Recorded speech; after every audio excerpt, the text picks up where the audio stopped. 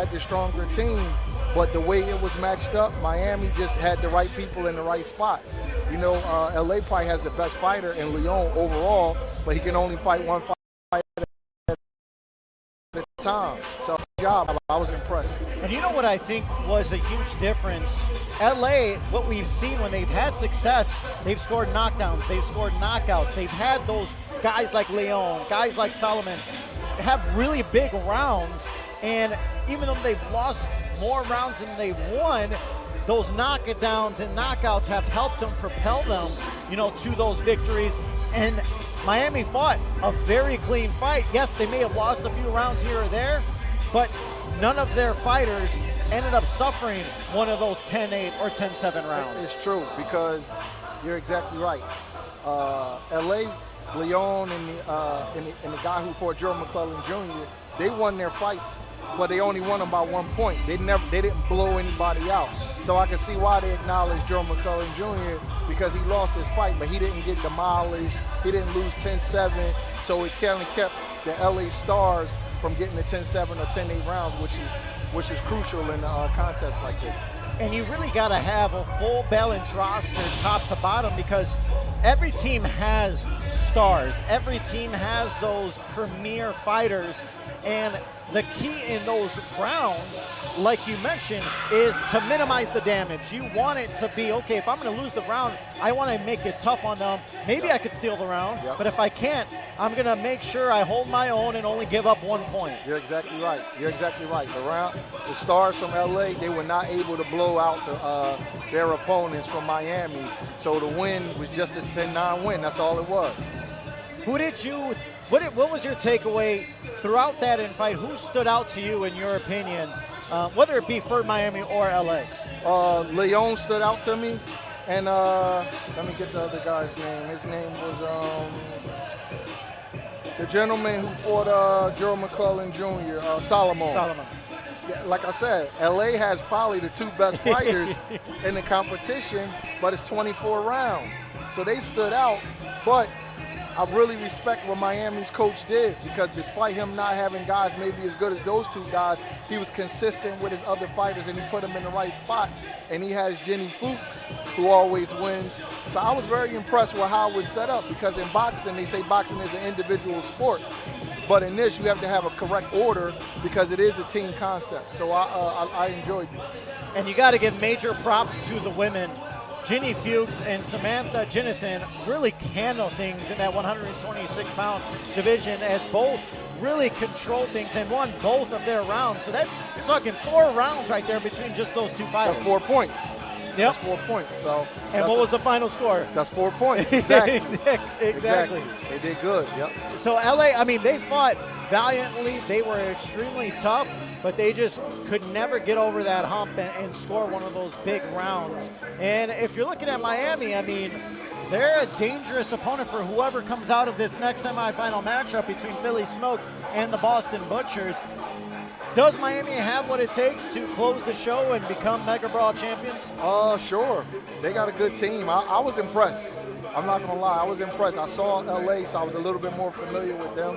I was high on the kid, Leon, but I was impressed by the way Miami is coached and the way they put their team in a certain order. You know, the winner of Philly and Boston is going to have their work cut out for them. One thing I noticed too, and Brett, man, you can attest to this, you know, being a trainer, being in a corner, you can tell the fighters really respect Irvin Caicedo. They listen to what he says in the corner, and you know that's not always the case with fighters. You can yell instructions, and they, you know, once the punches start flying, they kind of go on their own game plan, and they really stuck to the game plan Caicedo had for them. He's good. He's real good. He's one of the better coaches in boxing. You know, he may not be as popular as everybody else, but him and Manny Robles are elite coaches. And Manny Robles was the head coach in the corner when Andy Ruiz beat Anthony Joshua. That's a huge win that many coaches don't get in their life. And Herman Kincaid, I've been watching him a while. He's really good. Both guys are elite coaches. Was there anything LA could have done differently, you know, after looking back on, you know, to steal this one, or was there kind of a swing in momentum outside of those middle rounds, obviously, but Was there anything you saw that could have maybe an adjustment here, adjustment there, and they're the ones going to the Mega Brawl? I don't know, man. I don't know.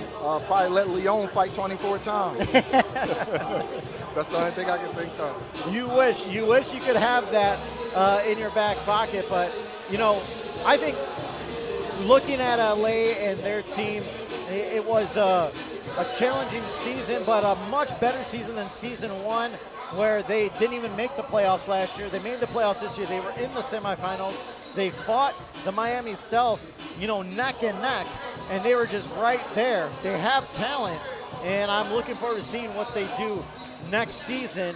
But Brian Leon, I believe, should be the most valuable fighter for Team Combat League. What say you? I mean, I haven't seen everybody, but he is probably the best that I've seen. But Philly has a kid named Isaiah Johnson that's really we're going to good. see shortly. Yes, and they have another kid named Euri Cedeno. I had him in camp. He is very, very explosive. He's a southpaw middleweight. He's also very good. And there's a kid from James Schuler's gym named Rasheen Brown. So let me kind of see how their fights play out before I say that. That's coming up. You got the Boston Butchers and the Philly Smoke. Once again, the Mega Brawl Championship will be live on DAZN this Thursday, August 1st. One team has already punched their ticket to the finals in the Mega Brawl Championship. That's the Miami Stealth, winning 230 to 227 over the LA Elite. But now they will be able to sit back and watch as the Boston Butchers and the Philly Smoke go toe-to-toe to see who is that second slot. So we have that matchup coming up shortly. But congratulations to the Miami Stealth and the LA Elite as we now start to turn our attention a little bit over to Philly Smoke and the Boston Butchers. And this is a rematch. So Miami and LA never fought throughout the season, so this was the first time they saw each other. Boston and Philly did see each other, and Boston gave Philadelphia their only defeat on the season in Boston back in May. So you know Philly is going to come out hot, and they're going to want to adjust things and return the favor when it matters here in the playoffs. Yes, they will. Philadelphia's a fight town, so I know they're going to want to get some get back in front of their hometown fans. I know you're getting itchy. You know, being in here in Philadelphia, you have such a unique perspective being here and understanding the type of fighters that come out of this city, brother. Well, I know so many of these kids, and just from the gyms and just being around them. I know Nahir Albright is a good kid. Euri Cedeno, I had him in camp with Julian Williams, Rasheen Brown, Isaiah Johnson, I've seen him spar. Ray Robinson, I know. So I know a lot of these kids personally, so this will be really interesting to see how that translates to a one-round fight. So as we are waiting, Boston Butchers and the Philly Smoke, they are getting set, they're ready. The crowd is packed here at 2300 Arena, and that's one thing I love here about fighting in Philadelphia is the fans really come out and support their own in Philadelphia. And, you know, we saw it with Jerome Boots Ennis a few weeks ago where he had the crowd packed here. People in Philadelphia, they'll come out and support their own, and they're here to support the Philadelphia Smoke. We're a fight city. We're a sports city, but you got to win. That's the thing about Philly. They'll turn on you if you don't win. Yeah, and that could be anything. Yep. It could be fighting, it could be football, basketball, but you know, they are loyal to their own. The people, the athletes that give it back and succeed and have, you know, accomplishments. You know, you dealt with that with J-Rock, Julian Williams, champion, you know, a unified champion at 154, and the people showed out for him, and they stood behind him, and that was a memorable moment in your career and his career, you know, when he became a world champion in this city. And now, as we continue to see more and more Philadelphia natives, you know, make a name for themselves, and you got more natives that are set to make a name for themselves. But we got the Boston Butchers and the Philly Smoke coming up shortly. Our second semifinal matchup is on the way. Don't go anywhere.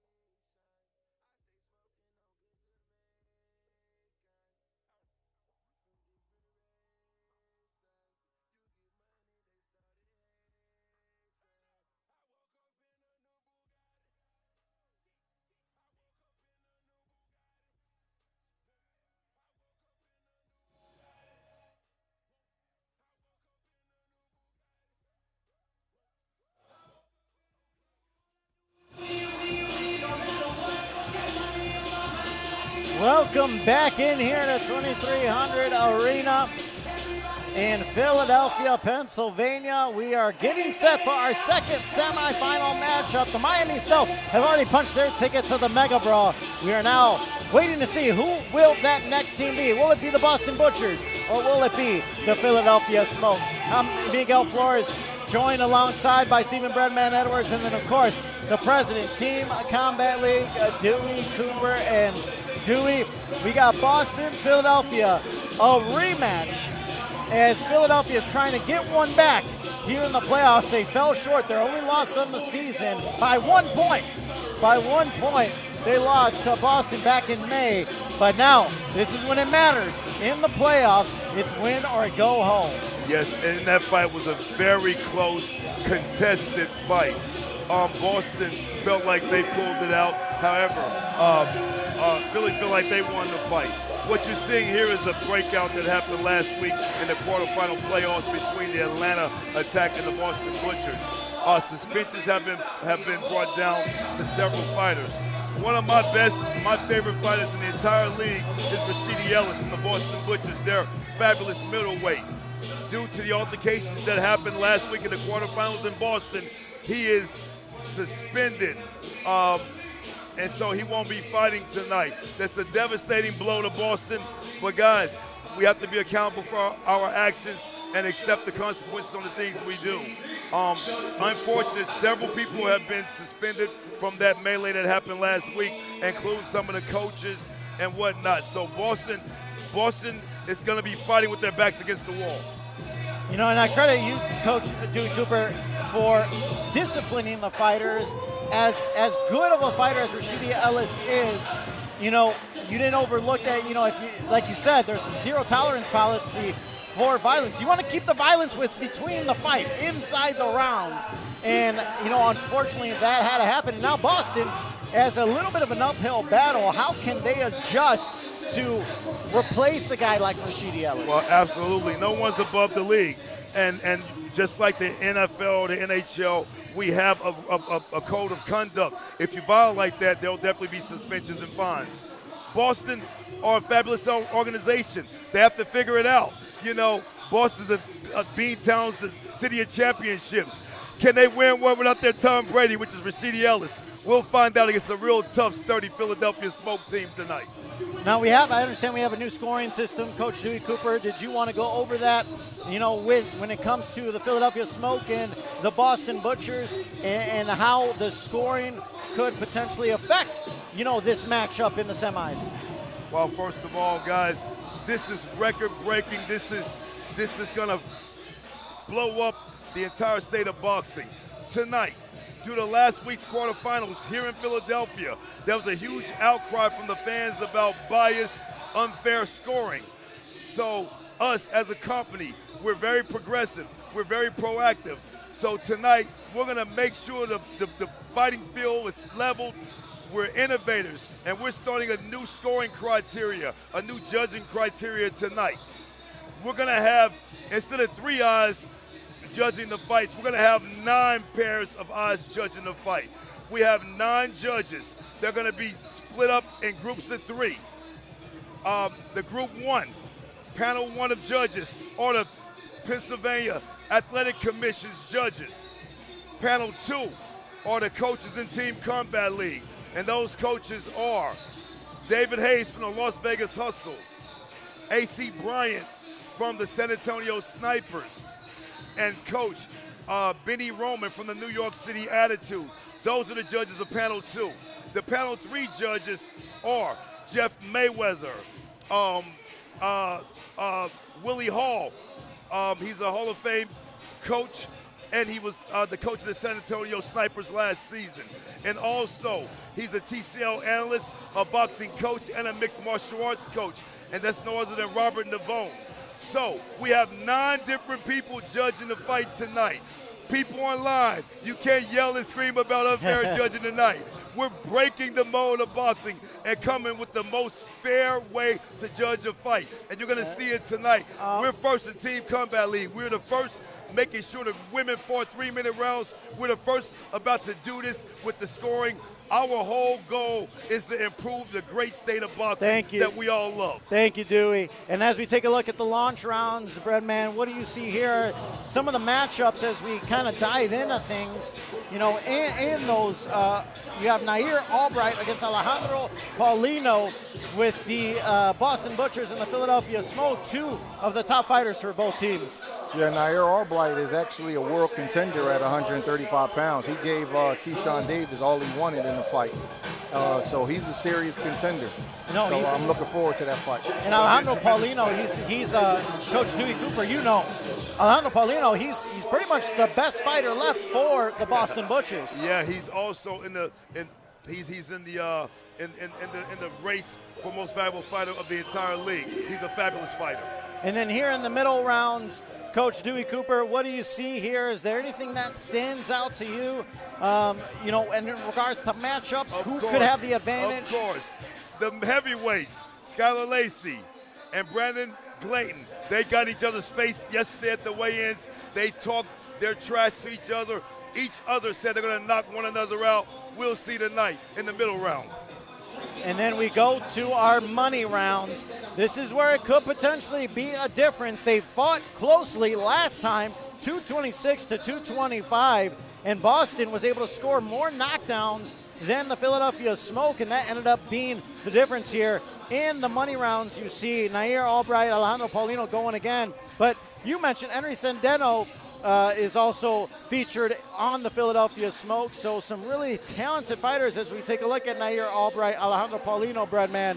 And you mentioned you've got a very familiarity with Nahir Albright, and he's a talented fighter for the Philadelphia Smoke. The fight I like real fast in the money rounds, don't forget about this guy. His name is Abril Graham. He's going against Avery Sparrow. Abril fought on the Dallas Enforcers team. He's an incredible fighter, and he might be the key addition to the Butchers to help them dethrone the #1 seeded team and Team Combat League, the Philadelphia Smoke. Don't forget the name, A.J. Graham. Breadman, how do you see this playing out? Philadelphia Smoke, Boston Butchers. You know, last time I picked LA and I was wrong. I'm not as familiar with Boston. I wasn't as familiar with Miami, so I'm going to reserve my pick because I know the Philadelphia fighters. So on paper, the Philadelphia fighters are the more established pros, but that don't really mean nothing in a one-round fight. It's a different concept. So I'm going to reserve my pick right now because I don't know Boston well enough. All right, guys. One thing, real fast. Boston did it once. Can they do it twice? Or will Philly continue on to face the Miami Stealth in the Team Combat League final? All right, our semifinal matchup on the way. Boston Butchers, Philadelphia Smoke. Let's send it over to Rich Quinones. All right, guys, thank you very much. Teed up brilliantly by the panel. Bubba Jenkins, Rich Quinones, ringside. You see the ring behind us inside the famed 2300 Arena, South Philadelphia, Pennsylvania. Boston and Philly, a rivalry renewed. Boston got the upper hand on Philly, 226, 225 earlier.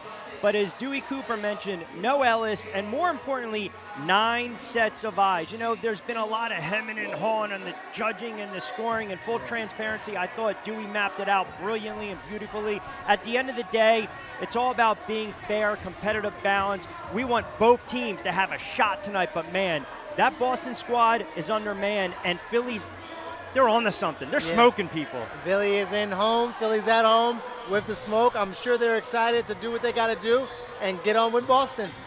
Listen, this is a stacked roster. I think if you're Boston, kind of what we saw earlier in the evening, Miami was able to bank rounds early. I think Boston's got to bank rounds. They got to take Philly in a situation they don't want to be in, right? Have them all of a sudden, boom, be behind. If they can do that, maybe they upset the apple cart. We'll see how it plays out. We are set.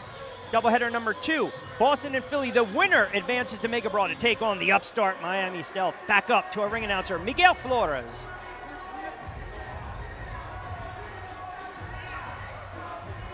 Ladies and gentlemen, welcome into the 2300 Arena in Philadelphia, Pennsylvania, as we get ready for our second semifinal matchup for Team Combat League.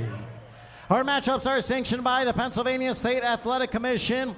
We also want to thank our sponsors, Venom, Adams Boxing, and Two Trees Distilling. It is now time for our second semifinal matchup. First up, led by head coach Mark Gargaro. Here are the Boston Butchers. So you see Boston looking to upset the apple cart and saw Jimmy Birchfield there. This is a team that I guess you can say emblematic, resembles the fighting city of Boston. I mean, they're spoiled when it comes to what we've seen in the NHL, in baseball with the Red Sox, and of course in the NFL with the Pats. What is the winning recipe for Boston tonight? They got to come out of the gate, and as Bubba has mentioned when he uses those NFL analogies, you got to try to run the ball early and set the tone, and you set the pace, and that starts with the all-important launch rounds. You got 8 rounds to get it done, and I'm also wondering too, because this team is undermanned, maybe it's almost as though you approach it where, hey, we're playing with house money, we've got nothing to lose, let's be a little loosey-goosey, let's keep it competitive, and hope that maybe Philly slips up a little bit, and maybe they tighten up going into the money rounds, which could decide it all. So, uphill battle for Boston, but as Dewey mentioned, as we know, it is a city of champions, and they are going to bring it against Philly tonight.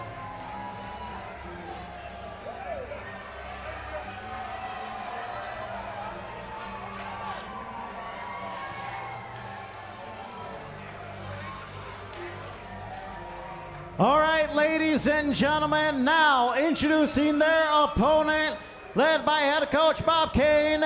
Here is your hometown team, the Philadelphia Smoke. Well, we let the fans carry you through on that one. The upstart chip on the shoulder, bring the lunch pail to work. You better clock in and clock out. Philadelphia Smoke.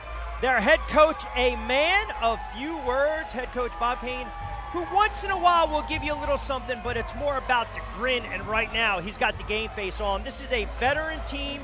This is a chippy team. This is a team that feels as though they've been overlooked, underrated, dismissed, and disrespected all season long. We saw what they did to Vegas. They're going to try to take what happened last weekend, that momentum, and carry it into tonight. And they also know Boston got away with one with that 226-225 win. Now, look, Philadelphia is not going to be at 100% full strength when you look at their body of work on the roster, but man, they've got fighters through and through. And I'll just say this, if Boston doesn't get out of the gate early, we can see what we saw last week between Vegas and Philly.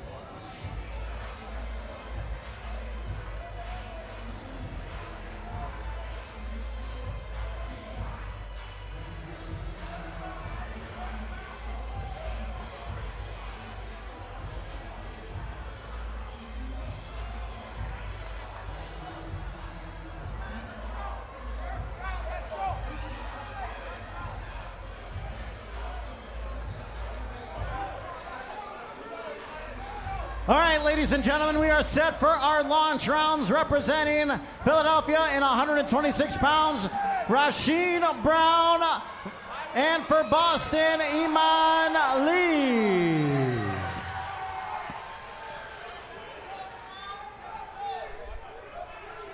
A little housekeeping on the ring as we get set for Brown and Lee. It is absolutely packed inside the 2300 Arena, standing room only, and of course we welcome in fight fans viewing us on TCL BrawlPass and DAZN. Bubba Jenkins, Rich Quinones, ringside. Here we go. The winner will take on Miami and Mega Brawl 2. Will it be the gritty squad from Boston or the upstart Philadelphia Smoke? Let's see how this one plays out. You know the crowd is going to be in it from every ooh and ah, every jab, body shot, and we'll see how it plays out. Brown and Lee. I like the way Brown came out, very aggressive in his face, letting them know this is a different fight, it's a different night. Brown, one of those good left hand to a right hand, southpaw action, you gotta love that. One of those fast starters, upstart fighter from Philadelphia, name to remember. It's a tough matchup for Lee. Brown's a good counter puncher, works off that jab really well. Tight guard, you see that left hand bang, just like that. Too straight, too straight. Philly throwing a little smoke early on in round one to set the table. Rasheen having his way in there, having a good time, looking at the crowd, getting everyone involved. You would see that from an opponent who's at home, not an away guy. And that's exactly what Sheen's doing here, being in Philly. And Boston just has to weather the early storm. They just have to try to keep it close going into the middle rounds. And I will say this, Philly might be cocky and confident, but they're not going to be overconfident. They're not going to be dismissive of Boston. Their head coach, Bob King, will not allow that. They're on a mission right now. Good right hook coming in. Sheen Brown land. He's been testing that right hook all night. Finally got it clean like he wanted it. Didn't affect his opponent, but it was a nice slapping right hook to let his opponent know you just can't come in with no nonsense. And you see right there the touch up down the midsection and right up top, and the crowd loving it already. Right hand by Brown. Lee trying to counter for Boston. $1:18 to go. Round 1 of 24 launch rounds. Little body shot.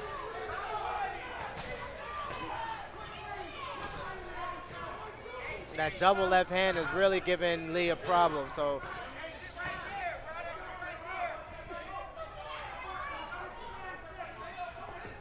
left hand as well. Another right up top. I think Philadelphia knows we want to put our best foot forward early and just try to break Boston's will. Yeah. Sheen Brown really getting everything that he wants off as far as his offense goes. Nice touch up there by Lee, though, coming back on the counter. He's definitely game. He's a game fighter, tough, and he's still in here. He's not feeling embarrassed. A lot of fighters will start to fight themselves out of a fight. He's still in here swinging with all of his understanding and all of his pizzazz. He wants to have the same swag as any other fighter in there. While Rasheen Brown is just a step ahead of him. He's a special fighter. You bookmarked a couple of the fighters that are fighting out of Philly tonight. Some of the talent coming out of the Northeast.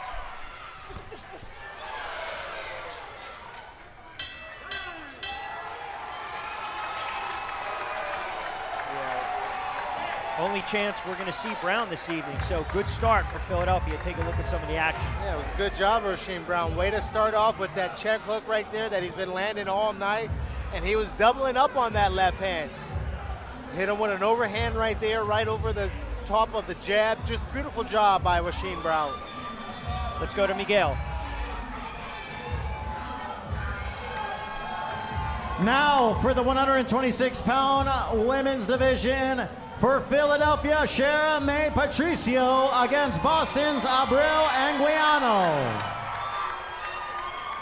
And the last round, Philadelphia won 10-9 over Boston. 10-9, Philadelphia won round 1. Anguiano for Boston. Patricio, we saw her last week. She was brilliant in action for Philadelphia. Another one of those punchers. She'll work the body, but she'll do everything off the jab, tight guard, see her pressing forward from the get-go. Yeah, she was very impressive last time we saw her, Shera Patricio, and just coming out aggressive on the front foot, not giving any space. Anguiano has to make it an ugly fight. I think she's got to figure out, if I can get inside, let me get inside, but I do have to make this an ugly fight, not let Patricio get off. Going to be hard getting inside, switching from orthodox to southpaw, but not switching forward. She's switching backwards. So when the opponent's coming forward, just like she just did right there, she'll switch her feet right in front of their opponent. She's southpaw right now. You'll watch as she's getting a little bit defensive. She'll go right into the orthodox position. There's offense, here comes the defense, and now her left foot's forward, where she switches. So it could be a little bit of trouble later in the round. See southpaw now. She'll be representing Boston too later on in the money rounds, midway through, but this is what she needs to do, make it a little bit of an ugly affair. And that's different and a little bit special, to be offensively orthodox, to be defensively southpaw. So she's defensively right here in a southpaw position. She gave up some punching because you're usually not used to that. And let me correct myself, Patricio will be representing Philly in the money rounds. Just want to be accurate on that.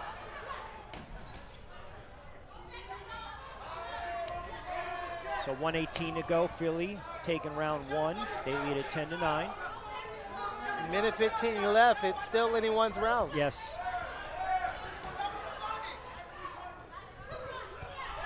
That's a good left. Good left. Both of them traded. I mean, they almost look like twins right now. Right.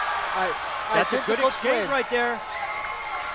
Same hairstyle, same give, same want, different cities. Boston and Philly. Oh, just missed that left hook. But well, the thing about Philly is they can play to the crowd. They can allow the judges to be swayed by what they're doing, antics, you know, circling around the ring, getting their crowd or their friends or their family involved, and their family and their family is going to react. So that might give a little sway. Boston cannot allow Philly to just dance in front of them and get the crowd involved, like she's doing right now with the smiling and saying oohs and ahs. All she's doing is swaying the judges without boxing at all. And remember, too, what Dewey Cooper said in the onset, the 9 sets of eyes this evening, right? But I still think this is a Philly round because of the first minute or so in the round. Patricio just put the combinations together.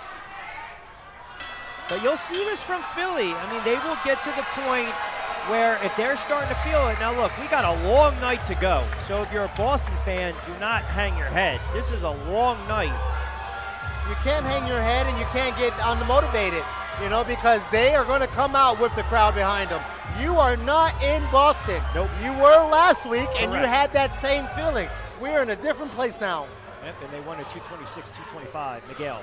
And now we move to the 135-pound division for Philadelphia, Nahir Albright, and for Boston, Alejandro Paulino.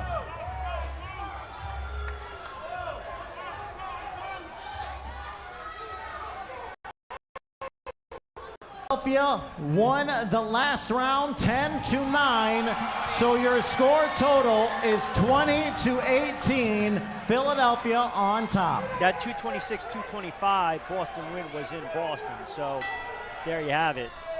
Remember, Boston coming in empty-handed due to those suspensions, which are obviously justifiable, as Dewey mentioned, but they still come in losing a couple of really good fighters. I mean, Ellis, obviously.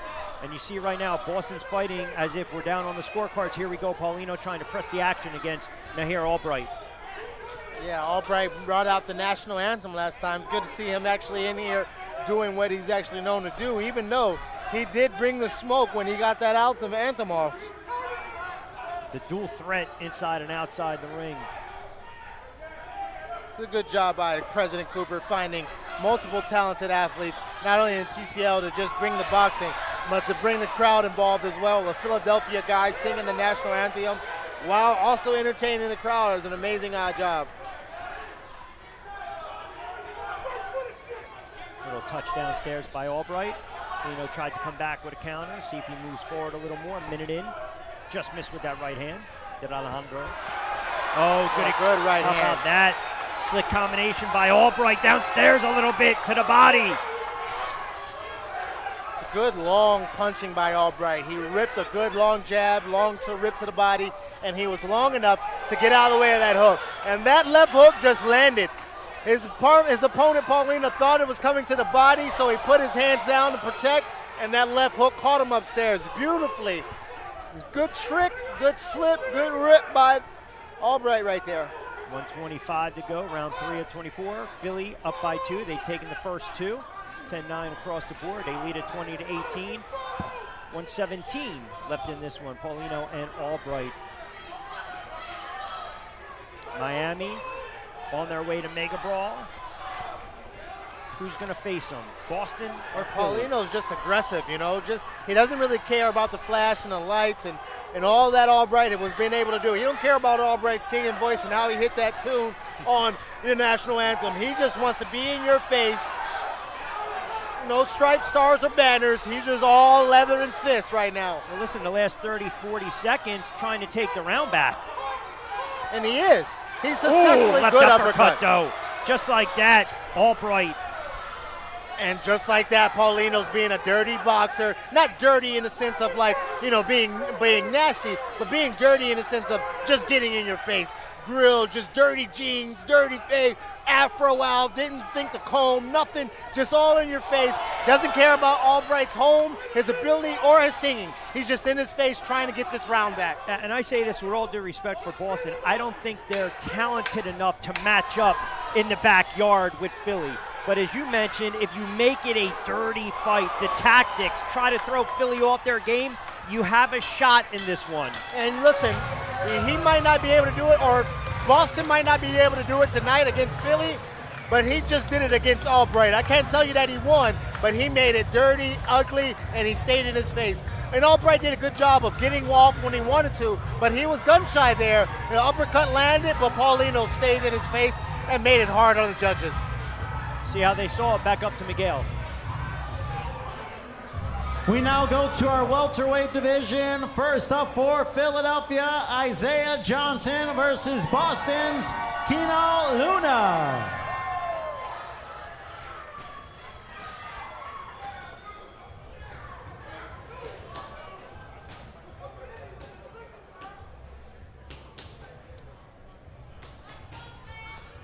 Still waiting for scoring.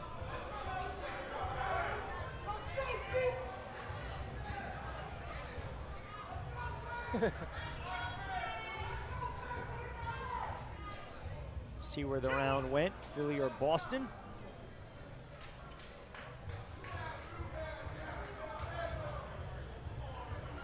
(10-9). Boston won the last round, so your score is 29-28.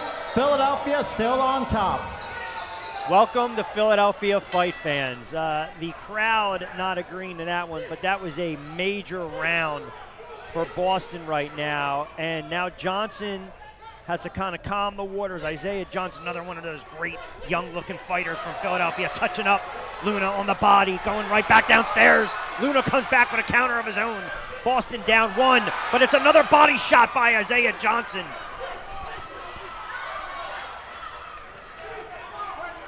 Listen, I'm in agreement with the judges on the last one, you know. More eyes on it, but it's definitely becoming a very, very accurate judging system. You're going to need it tonight, and you're going to need it next weekend. Oh, you're definitely going to need it tonight with And Boston being who they are and coming out being Town, being Natty Town, National Championship Town, World Championship Town. They're going to have some grit and some say in this fight to get to the championship. But Philly being at home, you can hear the oohs and ahs. It almost sounds unbalanced with everything that Philly's doing. And that's what they want it to be. That's what you want home court advantage to be. But you want it to be fair, and that's what we have is in the 9 eyes judge system. And if you're Boston, you go out and you take it from Philly tonight. And that was a big round for them because you don't want to have Philly. Think about this. Philly ripped off 12 straight rounds last week against Vegas. Think about that right now. They broke their will early on. And Johnson trying to break down Luna with a $136 to go in round number 4. Oh, left hand snuck home and a little shoe shine, Philly style. Oh, goodness, up top. Johnson caught him again. Luna taking a lot of shots. Yeah, Luna taking a lot of shots. Johnson feeling himself. Being in his bag, swagging, hands behind his back, feeling like Shady McCoy right now, just doing his thing.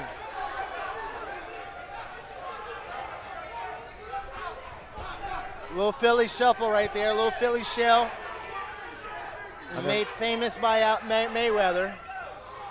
A minute to go, and Johnson, I think, kind of gave Luna a little bit of a break. I wanted to see him just keep applying that pressure even to the body. I think he had an opportunity to get Luna out of there. Yeah, it takes a little bit though when you good punch. The left. Good left hand. It takes a little bit to get the crowd involved and box to your ability and do this and do that. And you know, he's putting on a show, hands behind his back, showboating a little bit. But after the hands start flying, you start to realize, man, I'm a little bit tired right now, you know. You start to see that and feel that. You're doing a little bit extra than you normally would. So, you know, it takes a little bit out, but he's putting on a great performance. And, you know, he could be the fighter of the night tonight or having the round of the night. Johnson certainly one to watch going forward on the pro circuit. Only we're going to see him one time this evening. And I think he got the better of Luna in that one. Sincerely. Actually, as I double check, Bubba, he will close out round 24. So I just double checked my notes. He will close out round 24, but man, he closed out Luna here. A little low blow right there, but he came up top really high upstairs into the attic, got him right behind the eye. And this one right here, that overhand was perfectly timed, and you wouldn't see a better punch. Certainly a Philly round. Over to Miguel. We go to the women's 147-pound division for Philadelphia, Brianna Carrera against Boston's Yvonne Flores. Philadelphia won the last round 10-9. The score is now 39-37 Philadelphia. So 2-point cushion for the smoke. It'll be Flores and Correa. Nice battle, 147 here. 3 minutes for the females. Brianna a little touch downstairs just for good measure to start things off. Trying to back out. Flores and a right and a left. Good switch up. Usually people do the left hand, then the right hand from that left foot forward. So it's going to be the 1, then a 2. She kind of pictured the left hand, looked like she threw it out there and then slid that 2-1 in there, which is a little bit surprising and a little bit different of a technique. Most people go 1-1-1-2 or 1-2. She did it like a fake 1-2-1, and it was beautifully timed. Right now has Flores guessing a little bit on her bicycle. Yeah, Flores has got to be first. Why wait? You know, when the girl's at home and she's got the swag going, she's already tricked you with the 2-1. Why wait on her to do something to you? You got to get your offense going and go first. Some of the bouncing around and just moving your hands. Commit to something towards your opponent and get your opponent to start reacting to you, and you stop reacting to your opponent. Agree. Midway through, Carrera does a nice job of just touching up downstairs, get Flores to drop that guard. She comes right back over the top with that right hand. And that's what I've been seeing a lot in the TCL. A lot of the times when the opponents are fighting someone at home and the crowd's involved, they seem less aggressive. It's almost like they don't want to get embarrassed, hesitant, or don't want to get embarrassed by the crowd or the opponent doing something and getting the crowd involved. But if anything you do, whether you miss a punch or you miss the combination and that opponent realizes that you missed, they're going to act like they're doing the Ali shuffle, the moonwalk, and the robot just to get their crowd involved. But you got to stay locked in, and stay understanding that those antics aren't boxing. Those antics are just for the crowd. What you got to do is box for the judges. You got to fight through it. And right now, both fighters with a little exchange. Carrera starting to get the best of Flores. I mean, you can hear the crowd in our ears and right behind us just going nuts right now. Pushing Carrera forward, right? The crowd is motivating her to go after whatever that oohs and ahs, that anticipation, that anxiety. That is building. You can feel it because we're in Philly, and Philly has some of the best sports crowds that there is. But with 20 seconds left, you can reach your arm out and grab the tension and probably hit one of these girls with it. It is standing room only inside the 2300. And to be honest, I've called hundreds of fights here for so many years. I've never heard it this loud before. It's amazing what TCL has done to captivate this city and this squad. Unbelievable job, and a hell of a fight between Carrera and Flores. Yeah, wonderful fight between Flores. She was just a little late on that left hook. Carrera was getting through with that right hand. Beautiful overhand right that just beat the left hook of Flores. Got a little wrestling in there, which I love to see, but a good round all around for Philadelphia, I believe. Let's go back to Miguel. Next fight, round 6.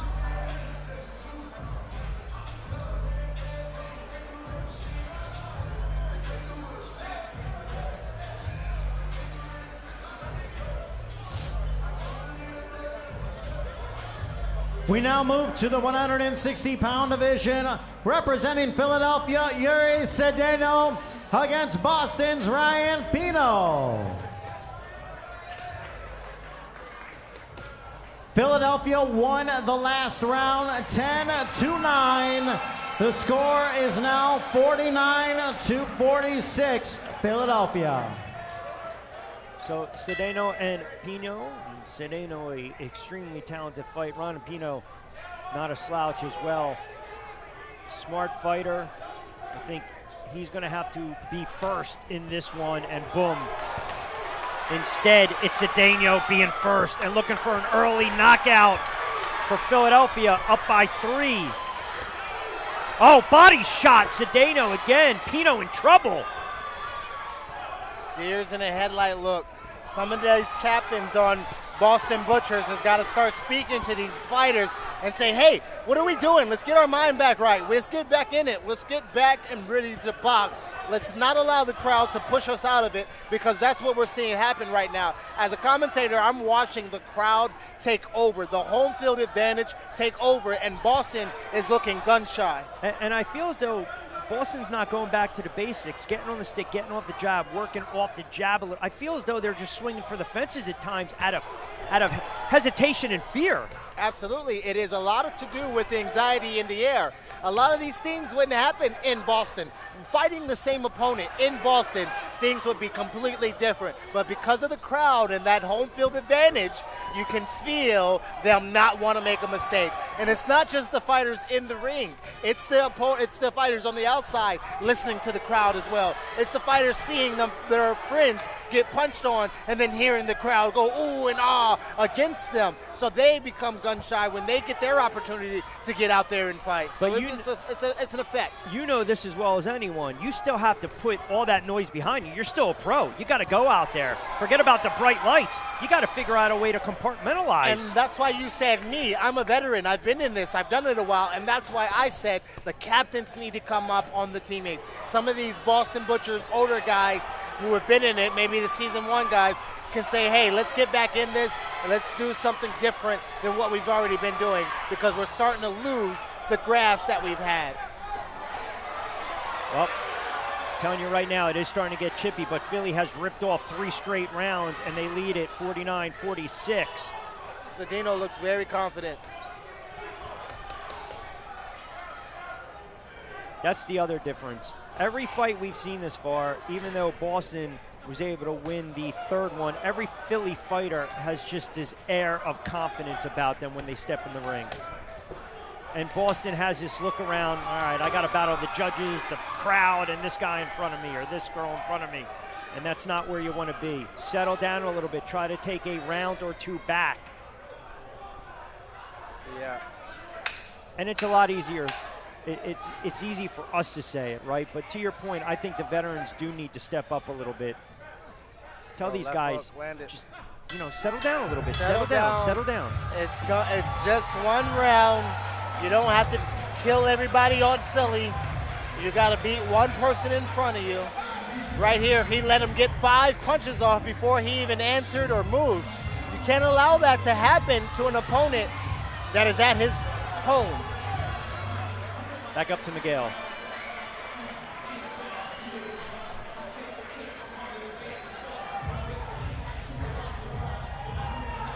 We now go to the 175-pound division. For Philadelphia, Jesse Hart versus Boston's Jordan Jackson.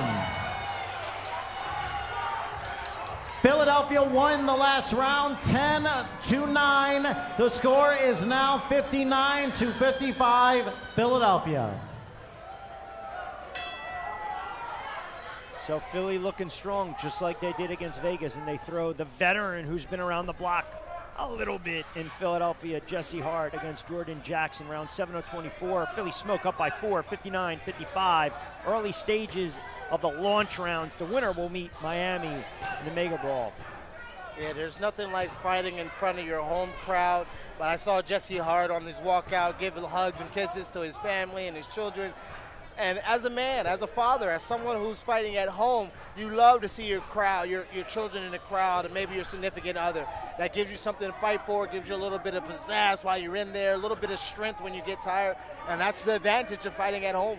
I would say the 3 old heads, if you will, and I'm sure they'll get on me for saying this, but Jesse Hart, Ray Robinson, Joey DeWetchko, we're not going to see tonight the big-time heavyweight with the pop. They've been around the block, right? That's when you think Philly boxing, the names that come out, those three kind of stand out over the last several years, over the decade plus. Jesse Hart, one of the good guys in boxing, a historian of the game, a student of the game, loves the sport, has a passion for it, and he was excited to join Philadelphia this season. Absolutely. It gives you an opportunity, this TCL thing.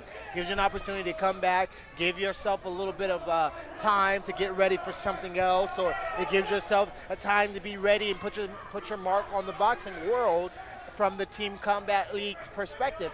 We are gaining new audiences and new fans every weekend. People don't understand that this is a team format of boxing, the new and the most exciting way of combat sports. The team version of it. A lot of people in Atlanta do not fight or act like a lot of people in Los Angeles.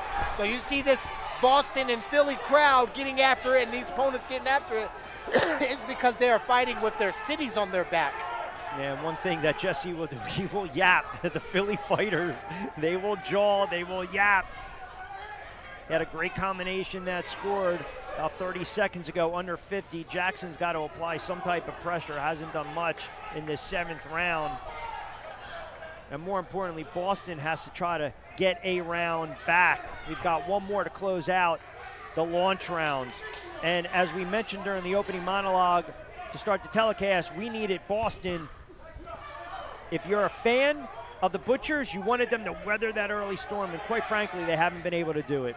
Yeah, with some of their main opponents, some of their main fighters out, with Ellis, good uppercut right there, and him feeling himself way too much right now with his family in the crowd, his children in the crowd, him being a veteran. He just clocked him. Well, he just caught Jackson with a right hand, though, feeling that right hand, and Jackson could only tie him up. Oh, Jackson's hurt. He's in trouble. I'll tell you what. He got landed on. That right hand landed right over the top. 20 more seconds, he's going down. The rope's pretty much. 20 more seconds, that's a 10-8 round for sure. If not, 10-7 round.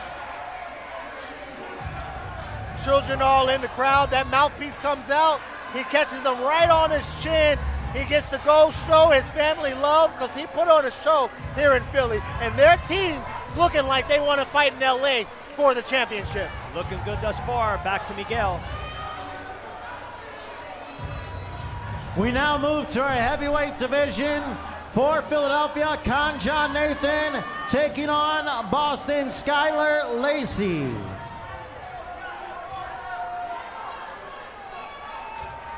The last round is scored 10-9 for Philadelphia.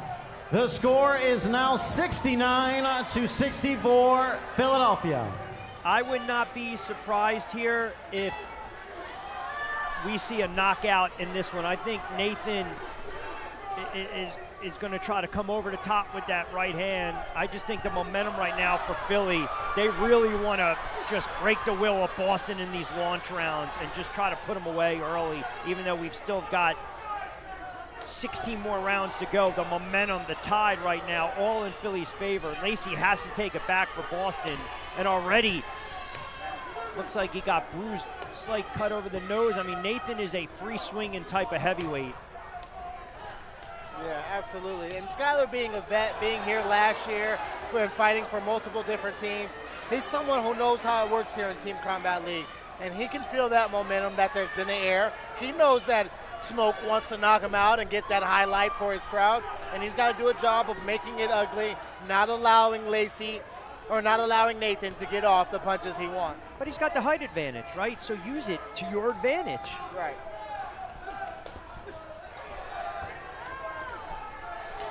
Wild left hand from Nathan. Looked like a little swelling already on the nose of Lacy midway through round 8 of 24. Philadelphia has ripped off 4 straight rounds.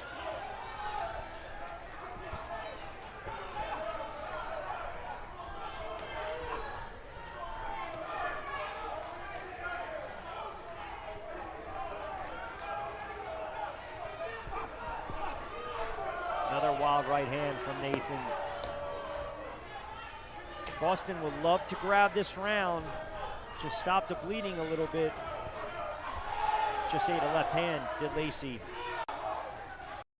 Yeah, this could be an easy round to steal. I'm not seeing one big power shot. And all you have to do, being Lacy, is pepper a jab here, put a jab on his belly, not letting those hands come forward, put a jab on his chest, put a jab on his forehead, and those three areas will allow you to get away and escape with an efficient round without getting knocked out.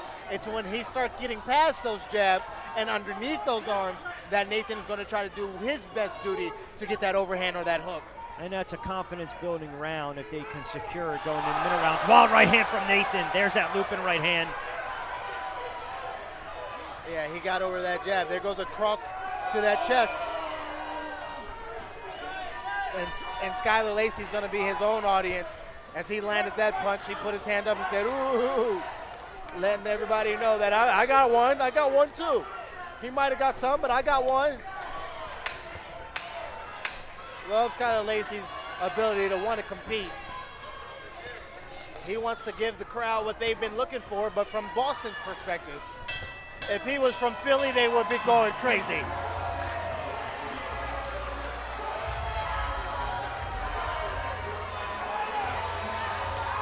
He's playing to the crowd. Love it. Love to see him play to the crowd. Got his hand behind his back, a little bow action. He's definitely the big bad wolf for the crowd. Crowd appreciative. Over to Miguel.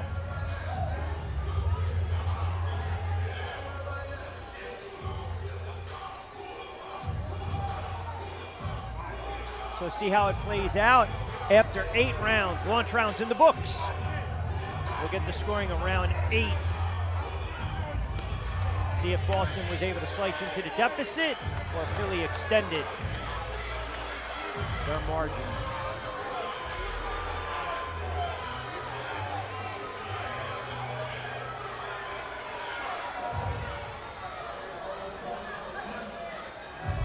The last round was scored 10-9 for Philadelphia. The score is now 79-73. Philadelphia is in the lead. That was one of the first times tonight I didn't agree with the judging. I thought that Skylar had did enough to win that round. There weren't many big, powerful punches landed by the big, powerful guy. And all that Lacy did was jab, jab, and get out of the way from the power. It was like we knew that Philly wanted to knock him out with the power punches, and we knew that Butcher wanted to stay away with the jab. And that's what I thought I saw. Well, I mean, that point is, when you think about it, could be vital going forward. Philadelphia leading it by 6, 79-73. Bubba Jenkins, Rich Quinones, ringside down below, inside the jam-packed 2300 arena. We already know Miami's on their way out west to Mega Brawl 2. Will it be Philly or Boston? We thought Boston had to weather that early storm, and my friend, let's be honest, they didn't. Philadelphia ripped off every round except one, and that was the Albright round 3. What does Boston need to do to take the momentum back and make this a competitive contest? Well, not fight Philly in Philly. One thing about Philadelphia is they bring the smoke here in Philadelphia. They love their crowd because their crowds definitely get into it. It's definitely the confidence behind them. It's that extra oomph behind these swings. You can tell that Philly is fighting in Philadelphia. All right, let's see what the guys think. Back up to Miguel Flores and our panel this evening. Thanks so much, Rich, Miguel Flores, Stephen Breadman Edwards, and Stephen, total domination to start. If that's, you couldn't have drawn up a more perfect start if you're the Philadelphia Smoke. I think the start was actually perfect because I thought Nahir Albright won his fight too. So I thought they won all 8 fights, and I'm not just saying that because I'm from Philadelphia. They were dominant. I thought he won his fight too. So they are right now in the lead, 79-73. Who really stood out to you in those launch rounds? Everybody performed excellent. Everybody performed. Rasheen Brown probably stood out to me the most. He was like, he boxed flawless. But